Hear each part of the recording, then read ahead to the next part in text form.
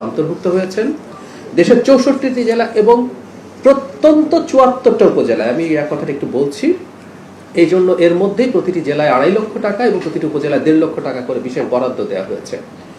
আমরা আমাদের যাবতীয় কর্মসূচির এক ধরনের কেন্দ্র দেখি যে আমরা যেখানে আছে সেখানেই করার প্রবণতা। এটা ফ্যাক্ট, যেখানে অনেক সুবিধা আছে কাজটা করা সহজ হয়। ধরুন নজরুল বর্ষ উপলক্ষে যদি আপনি সাংস্কৃতিক অনুষ্ঠান করতে চান, এটা স্বাভাবিক। যে উপজেলাগুলোতে অবকাঠামো বেটার আছে, যে উপজেলাগুলোতে এই সংক্রান্ত শিল্পী বেশি আছে, সেখানে করা সহজ। কিন্তু এই সহজ কাজটা আমরা সাধারণত করি।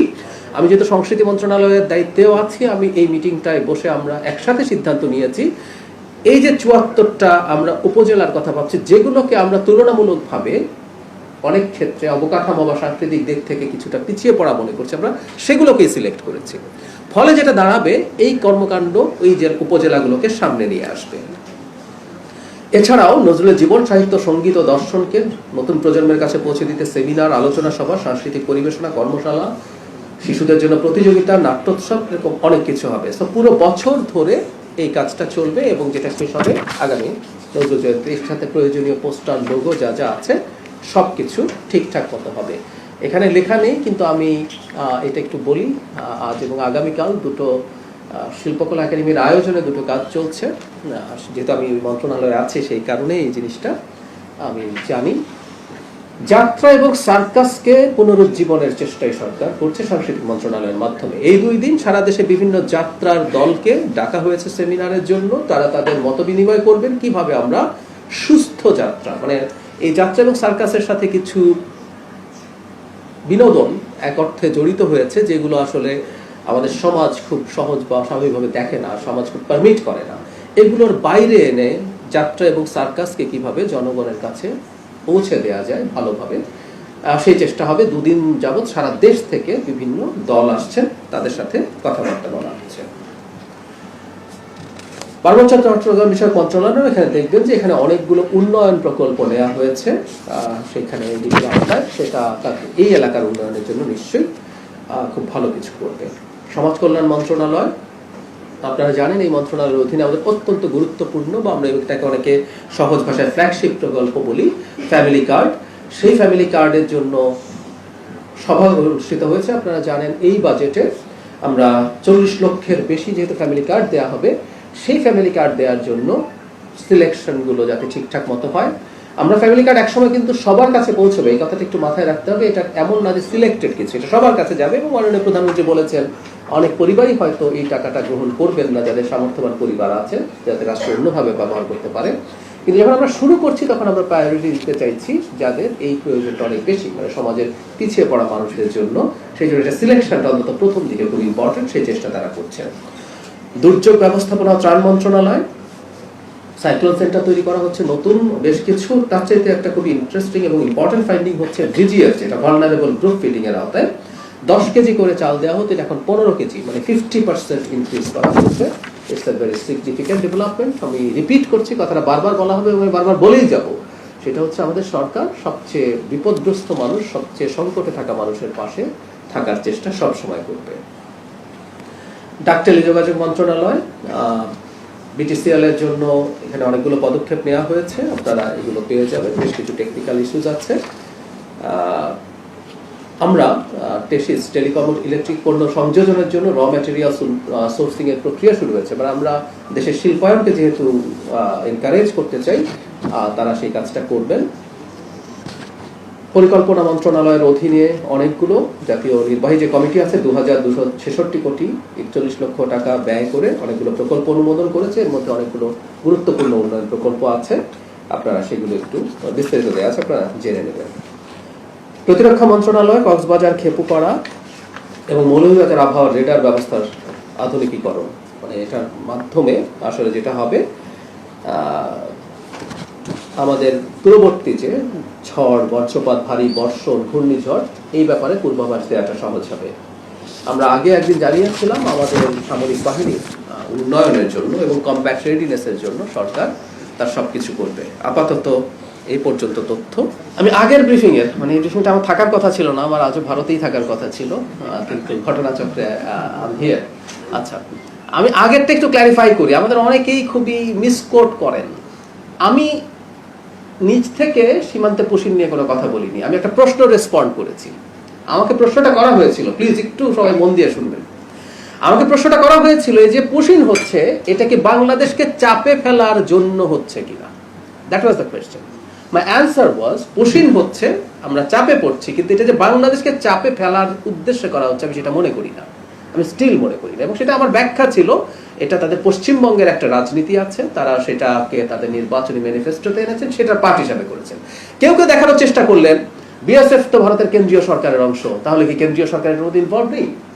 রাজ্য সরকার যখন এই কাজগুলো করে, বিএসএফ কে সেটা পার্ট হিসেবে কাজ করতে হয়। কিন্তু আমি আবারও বলেছি তখনও, এখনো বলছি, চাপ তৈরি করা হবে ব্যাপারটা এমন না। আচ্ছা, এবার গতকালের এই প্রশ্নটা আসলে আসবেই, আমি জানতাম কি ঘটেছে বিস্তারিত। আসলে আমি সোফার পত্র পত্রিকায় যা যা দেখছেন, নানান সূত্র থেকে বাংলাদেশ এবং ইন্ডিয়ার মিডিয়াতে যা যা এসছে, আসলে ঘটনাগুলো ঠিক এরকমই ঘটেছে। আমি আমার জায়গা থেকে খুব অল্প একটা কথা বলি, আর ওই প্রশ্নটা করবো যে এটা নতুন চাপ তৈরি করবে কিনা সেটা যাব। আমি ওখানে একটা ব্যক্তি হিসেবে যাইনি, আমি এই সরকারের একজন প্রতিনিধি হিসেবে গেছি, রাষ্ট্রের একজন প্রতিনিধি হিসেবে গেছি। ফলে আমার সাথে ওখানে যা হয়েছে, আমার কাছে মনে হলো যে আমাদের ইনস্ট্যান্ট একটা প্রতিবাদ করা দরকার। সেই কারণে আমি আসলে ব্যাক করার সিদ্ধান্ত নিয়েছি। যদি আপনারা মিডিয়াতে দেখেছেন, একটা পর্যায়ে তারা খুবই চেষ্টা করেছেন আমি যেন ভারতে প্রবেশ করি এবং আমার যে নিয়মিত যে কর্মকাণ্ড সেটা অংশগ্রহণ করি, কিন্তু আমি সেটা আর করিনি। কারণ আমার মনে হয়েছে, আবারও বলছি, এটা আমি ব্যক্তি হিসেবে মনে করেছি তা না, আমি মনে করেছি এই সরকারের মাননীয় প্রধানমন্ত্রীর একজন উপদেষ্টা হিসেবে তখন আমার মনে হয়েছে রাষ্ট্র বা সরকারের পক্ষ থেকে একটা সিগনেচার থাকা দরকার। কারণ আমি আমার ব্যক্তিগত কথাটা আগে বলি, আমার কখনো এই উদ্দেশ্য নেই যে এটার মাধ্যমে খুব পাল্টাপাল্টি কোনো নেগেটিভ পরিস্থিতি তৈরি হোক। আমার মনে হয়েছে একটা মেসেজ এই দেশ এবং এই দেশের বাইরে সবার কাছে যাওয়া দরকার। সেটা হচ্ছে, এটা শেখ হাসিনার সরকার না, এটা জনগণের ম্যান্ডেট প্রাপ্ত একটা, এটা আমরা না হয়ে অন্য কোনো দল হতে পারতো। একটা সুষ্ঠু নির্বাচনের মাধ্যমে যখন একটা সরকার গঠিত হয়, তার পেছনে জনগণের ম্যান্ডেট থাকে। সেই জনগণের ম্যান্ডেট প্রাপ্ত সরকারকে দেশের ভেতরে দেশের বাইরে সব জায়গায় সেটা মাথায় রেখেই চলতে হয়, একই সাথে অন্যদেরকেও সেই জিনিসটা কগনিজেন্সে নিতে হয়। সেই কারণে আসলে কাজটা করা, এবং বাংলাদেশের সাথে ভারত না, শুধু অন্য যে কোনো দেশের সাথে ভবিষ্যতে যে কোনো এনগেজমেন্টে আমাদের একটা সুস্পষ্ট নীতি আছে।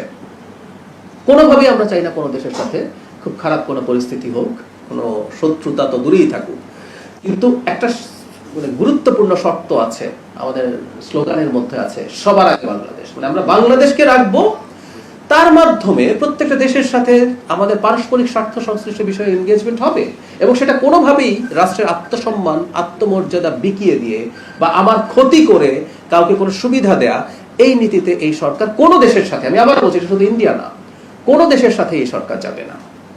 এখন সেই প্রশ্নটা জবাব দেই যে এটা চাপ তৈরি করবে কিনা। আমি ব্যক্তিগতভাবে মনে করি এটা চাপ তৈরি করা কোনোভাবেই উচিত না। আমাকে যদি বলেন, আমি অলরেডি বলেছি যে এখানে একটা অনাকাঙ্ক্ষিত পরিস্থিতি তৈরি হয়েছিল, সেটা একটা ইনস্ট্যান্ট রিয়াকশন হিসেবে রাষ্ট্রের পক্ষ থেকে, সরকারের পক্ষ থেকে আমি পদক্ষেপ নিয়েছি। এটা আমি মনে করি আমাদের জায়গা থেকে পরবর্তীতে যা যা হচ্ছে, এখন আমরা আর কি করবো না করবো সেই ব্যাপারে আমি আসলে বলবো না, বলছি না, কারণ এটা আপনারা অলরেডি দেখেছেন, আমাদের পররাষ্ট্র মন্ত্রণালয়ের কাছে এটা চলে গেছে। পররাষ্ট্র মন্ত্রণালয় তার যা যা করণীয় তারা করছেন, পররাষ্ট্রমন্ত্রী এটা নিয়ে বক্তব্য দিয়েছেন, আপনারা দেখেছেন হাই কমিশনের সাথে তারা যোগাযোগ করছেন। এটা তারা আসলে বলবেন এই সরকার কতটা প্রতিক্রিয়া দেখাবে, কিন্তু আমি এক্সপেক্ট করব এই ঘটনার প্রভাব দুই দেশের ভবিষ্যৎ এনগেজমেন্টের জন্য, আমি এনগেজমেন্ট কথাটা বলছি, আর এই ধরনের সম্পর্কের ক্ষেত্রে এনগেজমেন্ট ইজ ইম্পর্টেন্ট, এনগেজমেন্টের ক্ষেত্রে প্রভাব পড়বে না। আমি যখন অ্যাক্টিভিস্ট হিসাবে কথা বলতাম, আমি একটা কথা খুব বলতাম, সেটা আবারও একটু বলতে চাই। আমরা যেহেতু ছোট দেশ, শক্তিতে সাইজে তুলনামূলকভাবে, আমাদেরকে একটা কথা সবসময় বলা হতো, বন্ধু পাল্টানো যায়, এটা ফরেন পলিসির ক্ষেত্রে খুবই বলা হয়, কিন্তু প্রতিবেশী পাল্টানো যায় না, এটা সত্য কথা। কিন্তু এই কথাটা আসলে ইন্ডিয়ার ক্ষেত্রেও সত্য, তাই না? তারা চাইলেও আমাদেরকে পাল্টাতে পারছেন না, আমরা তার প্রতিবেশী হিসেবে থেকেই যাচ্ছি। আমি বিশ্বাস করি তাদের সরকার এই ব্যাপারটা বুঝবেন যে অনাকাঙ্ক্ষিত ঘটনা ঘটেছে, এটাকে আসলে আমি মনে করি যে এক ধরনের বার্তা, পজিটিভ বার্তা হিসেবেই নেওয়া দরকার, যে বাংলাদেশের সাথে একটা স্বাধীন সার্বভৌম রাষ্ট্র বাংলাদেশ একটা ওভারওয়েলমিং মেজরিটি নিয়ে জেতা একটা সরকার ক্ষমতায় আছে, দায়িত্বে আছে, যে 2/3 বেশি সিট পেয়েছে, যে 50% বেশি পাবলিক ম্যান্ডেট পেয়েছে, বিদ্রোহী প্রার্থী না থাকলে এটা আরো কোথায় যেত, এটা একটা হিসেবও আছে। সেই সরকারের সাথে তার আত্মমর্যাদা ঠিক রেখে এনগেজ করতে হবে। এটা আমি বিশ্বাস করি ইন্ডিয়ার প্রশাসন, নীতি নির্ধারকরা বুঝতে পারবেন। এই ঘটনা সেটাকে হয়তো মানে তাদেরকে আরেকটু সতর্ক করবে, কিন্তু আমি মনে করি না এটা কোনো খারাপ পরিস্থিতির দিকে সম্পর্ককে নিয়ে যাবে। আমি খুব বিস্তারিত বলছি না, আমি আবারও বলছি, শুরুতেই বলেছি যে এটা আমাদের পররাষ্ট্র মন্ত্রণালয় এখন এটা দুটো দেশের, এটা অভ্যন্তরীণ একটা ইস্যু হলে ব্যাপার ছিল, যেহেতু দু দেশের ইস্যুতে পরিণত হয়েছে, এখানে একটা কূটনৈতিক পারস্পরিক যে যোগাযোগ আছে সেটা স্থাপিত হয়েছে, সেটা তাদেরকে ডিল করতে দেই। প্রথম প্রশ্ন হচ্ছে, আমার কূটনৈতিক পাসপোর্ট আমি নেইনি মানে অন্য কোনো কারণে না, একটু আচ্ছা নিচ্ছি নেব করতে করতে হয়েছে। কূটনৈতিক পাসপোর্ট কোনো কারণ না, কারণ আমার পাসপোর্টে সার্ক স্টিকার দেওয়া হয়েছে, তার মানে কূটনৈতিক পাসপোর্ট যেভাবে কাজ করে সেভাবে এফেক্টিভ হওয়ার কথা। So it's not at all a reason. কেউ বলছেন এই কূটনৈতিক, মানে আমি যদি কোনোদিনও কূটনৈতিক পাসপোর্ট নাও নেই, আমার কি বিদেশ ভ্রমণ বন্ধ হবে? আমি কূটনৈতিক পাসপোর্ট নিতে কিন্তু বাধ্যও না, ওটা একটা privilege which I can avail. আমি আমার জায়গা থেকে এটা আমি নিতে পারি চাইলে, কিন্তু এটা আমাকে নিতেই হবে এমন কোনো কথা নেই। এবং কেউ বলার চেষ্টা করছেন যে পাসপোর্ট কারণ ছিল, পাসপোর্ট কারণ ছিল না, অন্য কারণ ছিল। এগুলো আপনারা ইন্ডিয়ান মিডিয়াতেও আসলে কম বেশি এসছে। আচ্ছা, কি হয়েছিল আমি যা দেখেছি, আমি আমার কথাটুকু অল্প দুটো তিনটা বাক্যে বলি। আমার তো একটা ডেলিগেটকে লিড করছে, আমার সাথে আরো মানুষজন ছিলেন, তারা তাদের ইমিগ্রেশন পার করে চলে গেলেন। আমার ইমিগ্রেশন যখন শুরু হলো, আমি মুহূর্তেই বুঝতে পারলাম তারা দেরি করছেন, তাদের সময় লাগছে। তারা তারপরে নানান জনের সাথে কথাবার্তা বলছেন। আমাদের হাই কমিশনার প্রথম থেকে আমার সাথে ওখানে ছিলেন, এটা সবচেয়ে জরুরি কথা। আমাদের হাই কমিশনার সম্পর্কে অনেক কথাবার্তা বলা হয় যে তার দুর্বলতা গাফিলতি কিছু ছিল কিনা। আমি এখানে স্পষ্টভাবে বলছি, আমি ওখানে ল্যান্ড করার পর থেকে শেষে আমি ইন্ডিয়ান টাইম রাত 12:30টায় একটা ফ্লাইটে কলম্বো হয়ে ঢাকায় ফিরেছি, কারণ আমি চাইনি ভারতের ইমিগ্রেশন ক্রস করব। সেজন্য আমারও বেশ কিছু ঝুট ঝামেলা হয়েছে। পুরো সময়টা হাই কমিশনার পাশে ছিলেন, তিনি তার জায়গা থেকে সলভ করার চেষ্টা করেছেন বিভিন্ন জায়গায় ফোন করে। সমস্যা কি হয়েছে আমি নিজের মুখে বলছি না, এটা পত্র বিশেষ করে ইন্ডিয়ান মিডিয়াতে এটা যথেষ্টই এসছে। তারা তাদের সোর্স থেকে তাদের খবর টবর দিয়েছেন, কিন্তু 2 ঘন্টার মাথায় আমি ডিসাইড করেছি যে ইটস টু মাচ, আমি আসলে আর ঢুকবো না। এবং এই সময়টাও যে আমি এই রাষ্ট্রের, আমি আবারও বলছি ব্যক্তি না, আমি এই রাষ্ট্রের একটা পদে আছি, সেই পদের প্রতি যে সৌজন্য সেটা ল্যাক করেছে বলে আমার মনে হয়েছে। সেই কারণে আমি এই সিদ্ধান্তটা নিয়েছি। এবং সেটা কেন কি হয়েছে সেটার কারণ আপনারা সম্ভবত ইন্ডিয়ান মিডিয়াতে বা বাংলাদেশের অনেক মিডিয়াতেও এসছে, সেটা পাবেন। আমি আসলে আর খুব বিস্তারিত বলছি না। না, আর কিছু বলবো না। আমি যা দেখেছি, আমি ডিসিশন কেন নিয়েছি আমি সেটা জানালাম, যে আমার মনে হয়েছে আমি ওখানে 2 ঘন্টা যখন হয়ে গেল, তখন আমার মনে হয়েছে আসলে এটা টু মাচ, আমি আর অপেক্ষা করব না, আমি ব্যাক করব। তারপর আমি আসলে আমার পাসপোর্ট ফেরত চাইলাম। যখন আমি পাসপোর্ট ফেরত চাইলাম, তখন তাদের দিক থেকে খুবই আন্তরিকতাপূর্ণভাবে তারা, এটা বলতে হবে, তারা আমাকে রিকোয়েস্ট করেছেন। কিন্তু আমার মনে হলো হোয়াট হ্যাপেন্ড, এটার একটা প্রতিবাদ রেজিস্টার থাকা দরকার আছে। সেই কারণে আমি আসলে, অনেকে বলছেন যে আমাকে দেওয়াই হবে না, তারা একটা সময় চেয়েছেন, এটা ফ্যাক্ট। এটা দেখবেন যে বিভিন্ন মিডিয়াতে ওভাবেই এসছে, কারণ ওখানে অনেক মানুষ প্রেজেন্ট ছিলেন, তারা একটা পর্যায়ে চেয়েছেন। কিন্তু আমার মনে হয়েছে যা হয়েছে তার একটা প্রতিবাদ রেজিস্টার থাকুক। আবারও বলছি, এটা কোনো শত্রুতার বিষয় না, এটা হচ্ছে একটা মেসেজ আমি আমার জায়গা থেকে মনে হয়েছে দেয়া উচিত, যে আমি ম্যালট্রিটেড হয়েছি, আমার সাথে সঠিক বিহেভ করা হয় নাই। কারণ আমি যখন যাব, এই তথ্য জানানো হয়েছিল, আমাকে নিয়ে যদি কোনো সমস্যা থেকে থাকে, সেই সমস্যা তারা সমাধান করা অথবা অবজেকশন আগে দেয়া, এরকম কিছু হলেই হয়তো হতো। কিন্তু না, যেটা ঘটলো সেই কারণেই এটা ওভাবেই করা হয়েছে। আমি যা দেখেছি, আমি আমার দিক থেকে, আমি তার ভেতরে কি হচ্ছে কেন হচ্ছে এগুলো তার আমি বুঝতে পারছি না। আমি যেটা দেখেছি, আমাকে দেরি করানো হচ্ছে, আমাকে যেভাবে রাখা হয়েছে, বসানো হয়েছে, সেটা আমার কাছে সঠিক মনে হয়নি।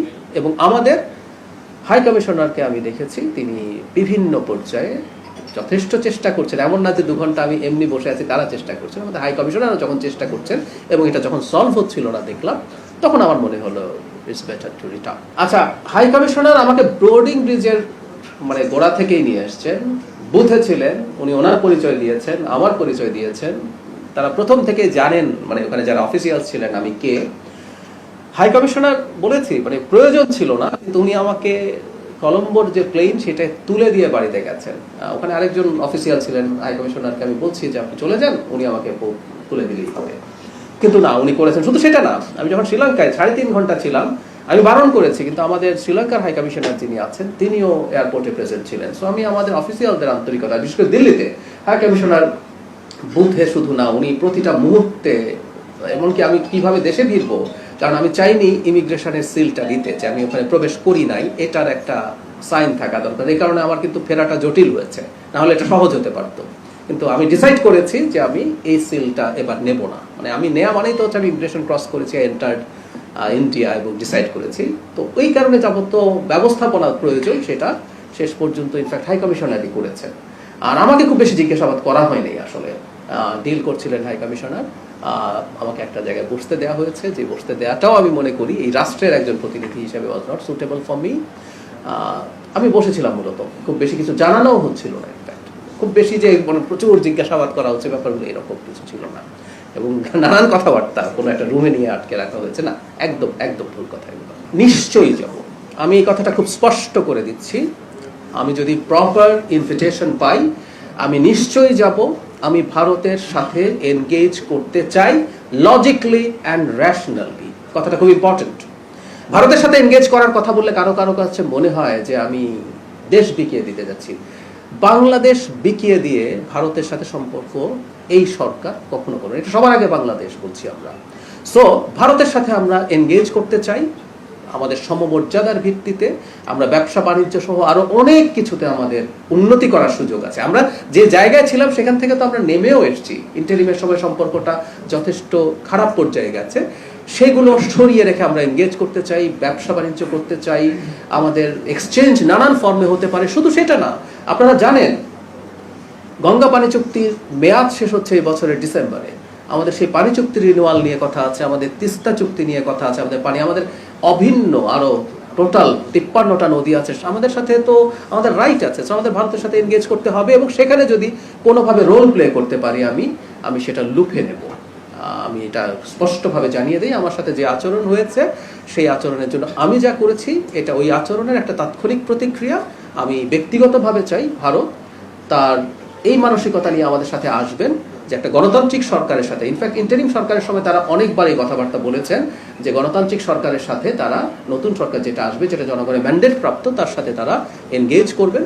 আমি আশা করি তারা সেটা এগিয়ে যাবেন, এবং আমি যদি কোথাও কোনোভাবে রোল প্লে করার সুযোগ পাই, ইনভিটেশন পাই, নিশ্চয়ই ভারতে যাবো। আবারও বলছি, ব্যক্তি জাহিদ ওখানে কিছু করে নাই, আসলে আমি এটাকে ব্যক্তিগতভাবে নেই নাই।